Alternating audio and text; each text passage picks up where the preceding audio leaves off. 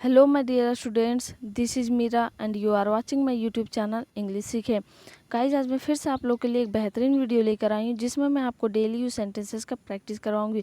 और ऐसा नहीं कि इंग्लिश से हिंदी या हिंदी से इंग्लिश ट्रांसलेट करके सिर्फ छोड़ दूंगी, बल्कि मैं टेंसेस का यूज और डिफ़िकल्ट वर्ड मीनिंग्स को भी बताऊँगी कि कैसे हम इसका यूज कर सकते हैं। और इस पर ये बहुत ही अच्छा तरीका है जिससे हम मूवीज़ के सबटाइटल्स को यूज करके अपने डेली लाइफ सेंटेंसेस का प्रैक्टिस कर सकते हैं। तो चलिए प्रैक्टिस स्टार्ट करते हैं। लेकिन उससे पहले अगर आप मेरे यूट्यूब चैनल इंग्लिश सीखे में नए हैं तो प्लीज़ सब्सक्राइब कर ले और बेल आइकन को भी प्रेस कर ले। सो चलिए आज का पहला सेंटेंस स्टार्ट करते हैं और वीडियो को लास्ट तक जरूर देखिएगा। आज का पहला सेंटेंस है, एक बार हम दोनों की बहुत बड़ी लड़ाई हो गई थी। Once we both had a big fight. एक बार हम दोनों की बहुत बड़ी लड़ाई हो गई थी। Once we both had a big fight. यहाँ पे ये लड़ाई होने हैड का यूज किया गया। ऐसे बोलते हैं ना, we have a big fight, यानी कि हम लोग दोनों की बहुत बड़ी लड़ाई हुई या फिर हुई होती है। इस तरह से हम लोग बोलते हैं ना, तो दैट टाइम इसी तरह हैव का पास्ट फॉर्म हैड बनाया गया है। तो यही बोल रहा है अपने दोस्त के बारे में, एक बार हम दोनों की बहुत बड़ी लड़ाई हो गई थी। पास्ट की बात है। Once we both had a big fight. Once we both had a big fight. लेकिन हम दोनों की दोस्ती फिर से पहले जैसी हो गई। यहाँ पे फिर से पास्ट टेंस का बात किया जा रहा है, यानी कि पास्ट इंडेफिनिट टेंस का। जैसे बोल रहा है, but the friendship of both of us became the same again. But the friendship of both of us became the same again. become का भी मतलब become V1 है, became V2। तो ये V2 का यूज किया गया, यानी कि पास्ट इंडेफिनिट टेंस का यूज किया गया है, जिसका बनाने का स्ट्रक्चर होता है subject plus V2 plus object. ठीक है। अगर हम नेगेटिव में ये सेंटेंसेस बनाते हैं, दैट टाइम आपको क्या यूज करना है, इसका स्ट्रक्चर चेंज होता है, subject plus did not plus V1 plus object. और WH फैमिली अगर यूज करते हैं, यानी कि अफर्मेटिव इंट्रोगेटिव सेंटेंसेस बनाते हैं, दैट टाइम आपको WH फैमिली को पहले लिखना है, उसके बाद डिड लिखना है, यानी कि जो helping verb plus I subject plus V1 plus object. तो यहाँ पे ऐसे नॉर्मल सेंटेंस है, तो ये बोल रहा है, but the friendship of both of us became the same again. Same again कहने का मतलब है पहले जैसा, यानी कि फिर से वैसे ही जिस तरह से था। सेम मतलब जब बोलते हैं ना कि एक जैसा, तो भाई फ्रेंडशिप का मतलब तो आप लोगों को सबको पता ही है, दोस्ती होता है। But the friendship of both of us became the same again. एक अच्छा दोस्त होने के नाते वह तुम्हारा बहुत ख्याल रखती है। इसके दोस्त के बारे में बोल रहा है कि एक अच्छा दोस्त होने के नाते वह तुम्हारा बहुत ख्याल रखती है। Being a good friend she takes great care of you. यहाँ पे she takes great care of you का मतलब होता है कि अच्छा ख्याल रखना, बहुत ही अच्छा ख्याल रखना। तो being a good friend she takes great care of you. ऐसे बोलते हैं ना, एक अच्छे शिक्षक होने के नाते आपको सबकी मतलब सब बच्चों को पढ़ाना चाहिए। Being a good teacher you should teach all a students, ऐसा बोलते हैं ना। या फिर being a good student you should ओबे योर टीचर्स, यानी कि एक अच्छा स्टूडेंट होने के नाते आप लोग को जो भी शिक्षक बोलते हैं, टीचर्स जो बोलते हैं बात, वो आपको मानना चाहिए। तो इसी तरह बीइंग अ गुड, यहाँ पे जहाँ पे हम बोलते हैं नाते वाली बात, यानी कि अच्छा एक अच्छा नागरिक होने के नाते आपको शहर की सफाई करना चाहिए। Being a good citizen you should clean the town, मतलब ऐसा नहीं कि पूरा टाउन क्लीन करना, but keep the town clean, ऐसा हम बोल सकते हैं। Being a good citizen you should keep clean the town, यानी कि टाउन को साफ रखना चाहिए। तो ऐसा ही यहाँ पे बीइंग, जहाँ पे हम लोग कुछ होने के नाते यूज करते हैं, दैट टाइम आप लोग बीइंग का यूज करना है। तो being a good friend she takes great care of you, यानी कि एक अच्छा दोस्त होने के नाते तुम्हारा बहुत ख्याल रखती है। सच में तुम बहुत खुशकिस्मत आदमी हो। जैसे हम लोग किसी को बोलते हैं ना, तुम बहुत लकीस्ट पर्सन हो, तुम बहुत लकी हो, तुम्हारा किस्मत अच्छा है, यानी कि तुम बहुत खुशकिस्मत व्यक्ति हो। तो यही बोल रहा है, सच में तुम बहुत खुशकिस्मत आदमी हो। You are really a very lucky man. You are really a very lucky man. Really का यहाँ सच में बोलते हैं ना, सच में। और बहुत के लिए भी कभी कभी यूज होता है रियली, लेकिन यहाँ पे नहीं, यहाँ पे सच में के लिए यूज हुआ है। You are really a big very lucky man. You are really a very lucky man. Lucky person भी आप बोल सकते हैं, you are really a very lucky person, तो ऐसा भी आप बोल सकते हैं, मैन की जगह पर्सन भी बोल सकते हैं।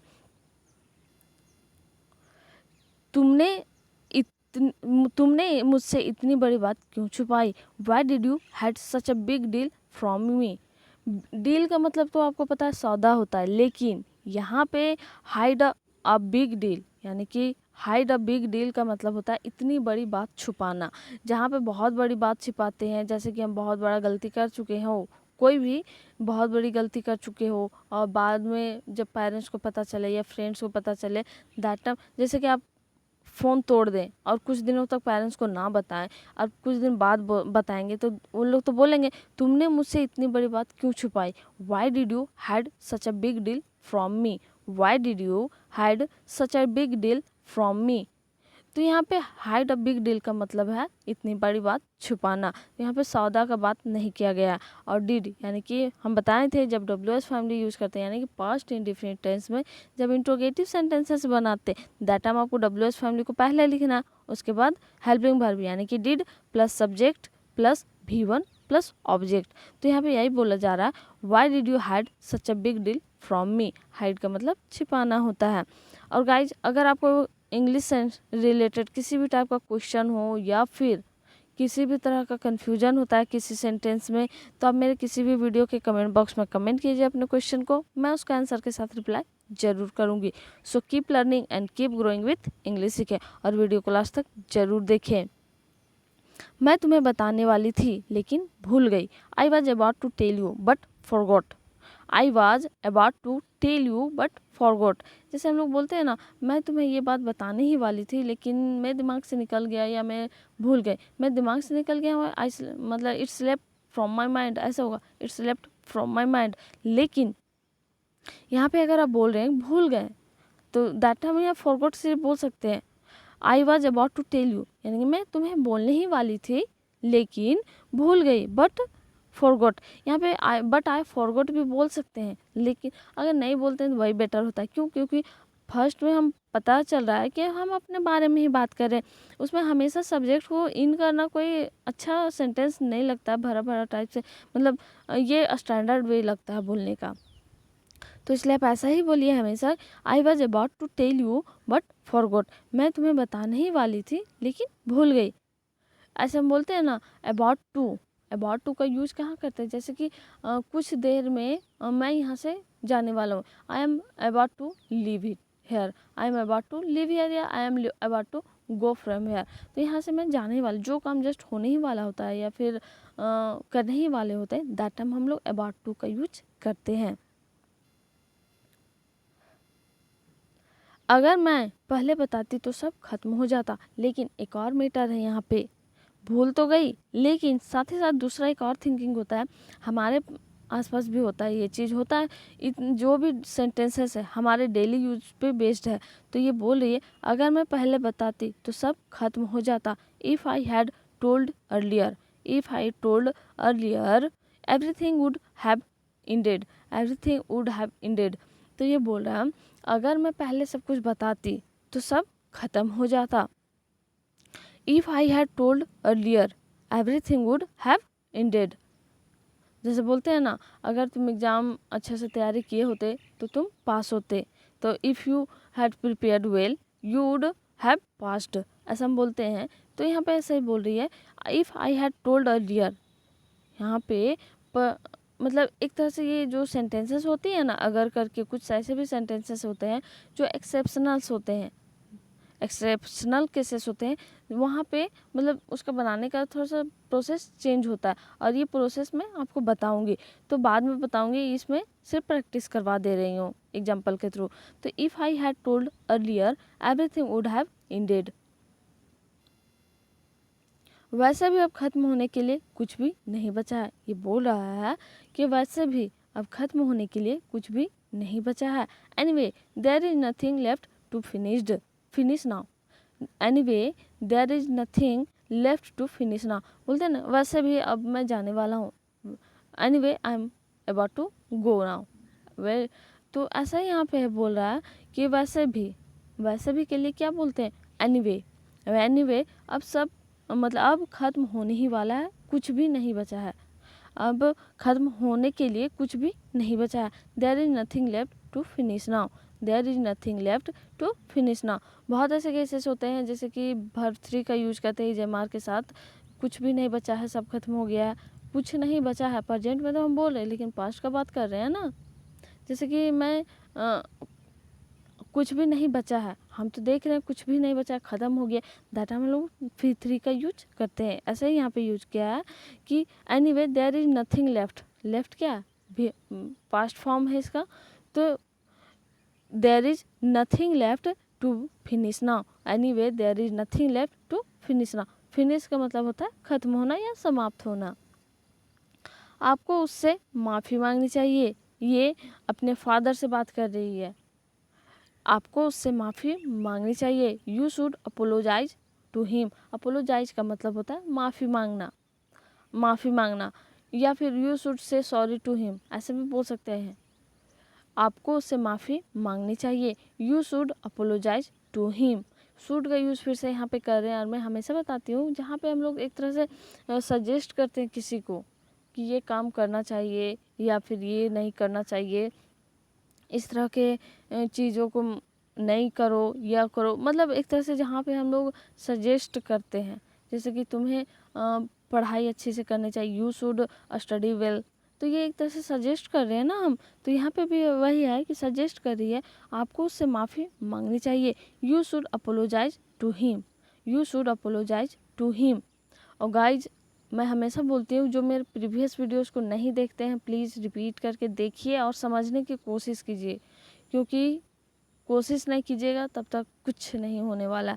और जो देखते हैं उन लोगों को थैंक यू सो मच, और देखते रहिए और सीखते रहिए। तो अब जहाँ पे भी हर मौका मिलता है मेरे वीडियोज़ को अपने फ्रेंड्स के साथ, अपने स्टडी ग्रुप्स में, जहाँ पे भी मौका मिले आप उसे शेयर कीजिए। क्यों? क्योंकि आप सीखिएगा, आपके फ्रेंड्स भी सीखेंगे, इससे होगा कि आपका कम्युनिकेशन स्किल और भी ज़्यादा स्ट्रांग होगा।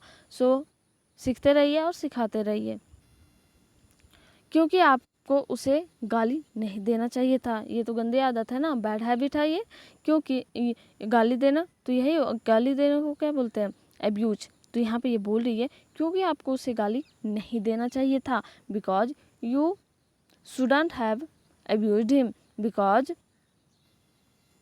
You shouldn't have abused him. यहाँ पे अगर हम शुड हैव का यूज करते हैं, शुड हैव हमेशा पास्ट में जो काम नहीं करना चाहिए था वो काम कर चुके होते हैं, या उसके बारे में बात करते हैं, जो काम हम लोग को पास्ट में नहीं करना चाहिए था कर चुके होते हैं, तो वहाँ पे हम लोग शुड हैव का यूज करते हैं। अगर प्रेजेंट में हम यूज करते हैं शुड का, तो सिर्फ शुड का यूज करेंगे और वर्ब 1 का यूज करेंगे। लेकिन अगर हम पास्ट में यूज करते हैं तो वहाँ पे शुड हैव का यूज करेंगे और वर्ब 3 का यूज करेंगे। तो यहाँ पे वही चीज़ यूज किया गया, because you shouldn't have abused him, because you shouldn't have abused him। shouldn't have को आप should not have भी बोल सकते हैं, shouldn't को should not। पापा मैं अपना फैसला ले चुकी हूँ, ये अपने फादर को बोल रही है, पापा मैं अपना फैसला ले चुकी हूँ। Father I have made my decision, या फिर I have made my decision के जगह I have taken my decision, ऐसे भी बोल सकते हैं आप, I have taken my decision. पापा I have made my decision, या फिर पापा I have taken my decision. यहाँ पे फिर से पास्ट की बात हो रही है, यानी कि प्रेजेंट परफेक्ट की बात हो रही है, पास्ट ही फॉर्म है ना। तो यहाँ पे क्या होता है, प्रेजेंट परफेक्ट टेंस के बनाने की जो स्ट्रक्चर होता है वो होता है सब्जेक्ट प्लस हैव या has plus V3 plus object. तो यहाँ पे हैव के बाद या हैज के बाद जब भी आप यूज करते हैं प्रेजेंट परफेक्ट टेंस का, तो आपको हमेशा वर्ब 3 का यूज करना। तो वही चीज़ यहाँ पे यूज हुआ, पापा I have made my decision, I have, या फिर I have taken my decision. मैं आपके विरुद्ध जाकर यह काम करूँगी, I will go against you and do this work. मैं आपके विरुद्ध जाकर यह काम करूँगी, I will go against you and do this work. जैसे बोलते हैं मैं तुम्हारे अगेंस्ट जाकर के यह काम करूँगा, I will do this work against, मतलब अगेंस्ट यू, तुम्हारे विरुद्ध ये काम करूँगा। लेकिन अगर आप बोलना चाहते हैं मैं आपके विरुद्ध जाकर यह काम करूँगा, तो I will go against you and do this work, ऐसे बोलते हैं। तो यहाँ पे क्या बात हो रहा है, फ्यूचर इंडेफिनिट टेंस की बात हो रहा है। विल यानी फ्यूचर इंडेफिनिट टेंस, और जिसका बनाने का स्ट्रक्चर होता है सब्जेक्ट प्लस सेल या will plus V1 plus object. तो आपको हमेशा ये याद रखना है कि जब भी आप फ्यूचर इंडेफिनिट टेंस का स्ट्रक्चर बनाते हैं दैट टाइम आपको हमेशा V1 का यूज करना है। I will go against you and do this work. Against का मतलब होता है विरुद्ध जाना या आपके विपरीत, आपकी बात ना मानते हुए आपके काम करना। क्योंकि मैं सही काम कर रही हूँ, because I am doing the right thing, या फिर because I am doing right work. ऐसा भी बोल सकते हैं because I am doing the right thing या फिर because I am doing the right work. यहाँ पे आई एम का यूज हुआ है बिफोर का, तो यहाँ पे कर रही हूँ ये काम कंटिन्यूअस चल रहा है। जहाँ पे कंटिन्यूअस कोई काम चल रहा होता है तो कौन सा टेंस में ये सेंटेंस बनता है, प्रेजेंट कंटिन्यूअस टेंस में। इसका बनाने का स्ट्रक्चर होता है subject plus helping verb plus before plus object. अब हेल्पिंग वर्ब क्या क्या होता है, इज, एम या फिर आर। तो आपको हम बताएं कि आई के साथ एम लगता है, फिर वी और दे या यू, इसके साथ हमेशा आर का यूज होता है। बाकी जो बचा ही, सी, इट या कोई नाम, तो उसके साथ हमेशा इज का यूज होता है। तो यहाँ पे और हमेशा जब भी आप कंटिन्यूस टेंस का स्ट्रक्चर बनाते हैं दैट टाइम आपको बिफोर का यूज करना है। तो वही चीज़ यहाँ पे हुआ है, क्योंकि मैं सही काम कर रही हूँ, because I am doing the right thing, because I am doing the right thing. Right thing की जगह आप राइट वर्क भी बोल सकते हैं। बाहर लोग तरह तरह की बातें कर रहे हैं। ये पड़ोसन लोग का काम क्या होता है, बोलता है ना कि बाहर ये बात हो रहा है वो बात हो रहा है, जैसे कि अपना खा के दूसरे का फिक्र करते हैं, वैसा ही यहाँ पे इसके साथ भी हो रहा है। ये बोल रहे हैं, ये बोल रही है लेडी, बाहर लोग तरह तरह की बातें कर रहे हैं। Outside people are talking all kinds of things. Outside people are talking all kinds of things.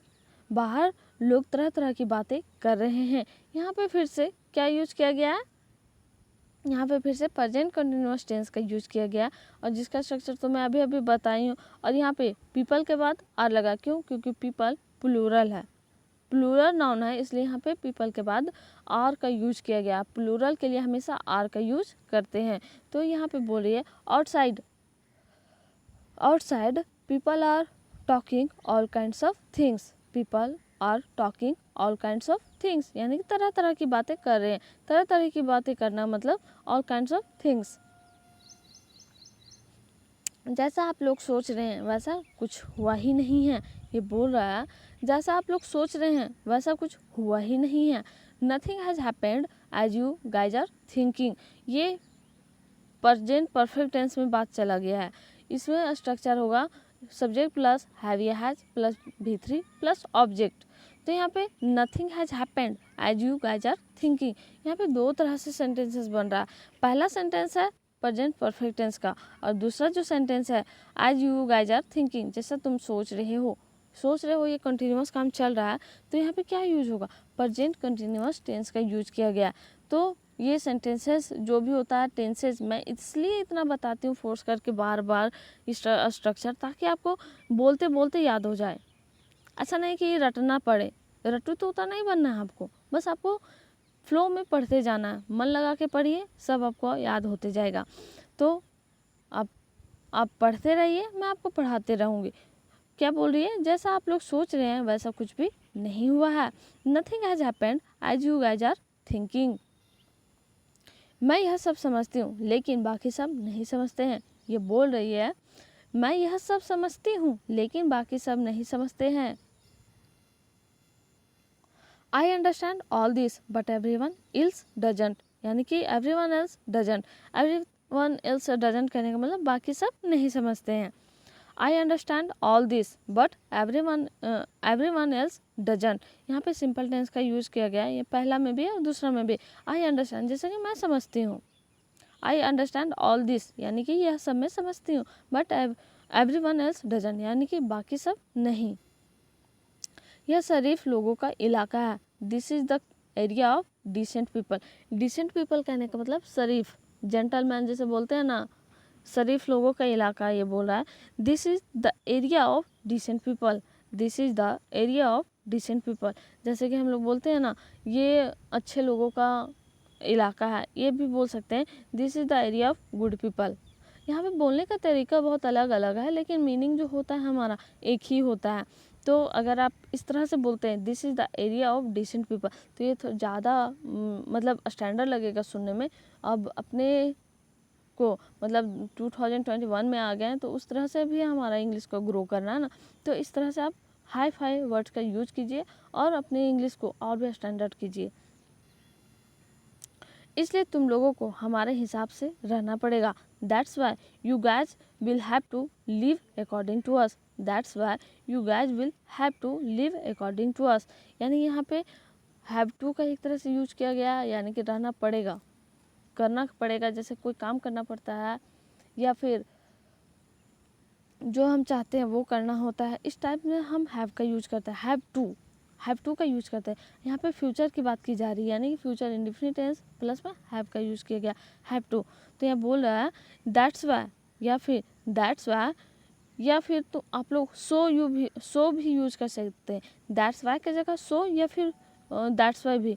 That's why you guys will have to live according to us. Live according to us कहने का मतलब है हमारे मुताबिक, हमारे अनुसार रहना पड़ेगा।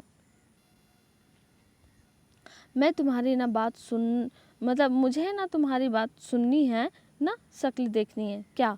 मुझे ना तुम्हारी बात सुननी है ना तुम्हारी शक्ल देखनी है, ऐसा हम बोलते हैं ना। I don't want to listen to you और see your face. I don't want to listen to you और सी योर फेस। लिसन और हियर में डिफरेंसेस क्या होता है वो मेरे वीडियो में भी है, आप मेरे वीडियो के प्लेलिस्ट में मतलब जाके चैनल के प्लेलिस्ट में देखिए, वहाँ पे आपको मिल जाएगा। और मैं फिर से बता भी देती हूँ, लेकिन आप एक बार उसको देख लीजिएगा।